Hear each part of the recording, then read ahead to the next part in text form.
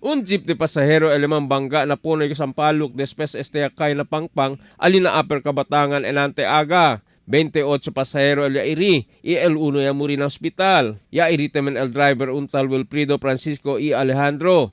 El ya muri conocido polis como si Julie Lozano y Ignacio, 26 años, dead on arrival na hospital. Así kung el pulis, mga alas 7 del aga.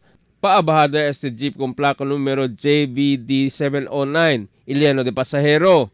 Ya palla el freno, no hay más control con su carrera, por eso van derecho na pangpang, ya puede mambangga con el grande polo de Sampaloc. Nadila investigación, el jeep ta carga sobra con el diila capacidad para llevar con el pasajero. El capacity de tali lang na 19 para 21 pasahero. Por eso tiene que continuar sila diila investigación con este incidente. El mga kada biktima. 16 personas lilibo para na Ciudad Medical Center, 10 na Zamboanga City Medical Center, y 2 na West Metro Medical Center. Emil Tuban, Dateline Zamboanga.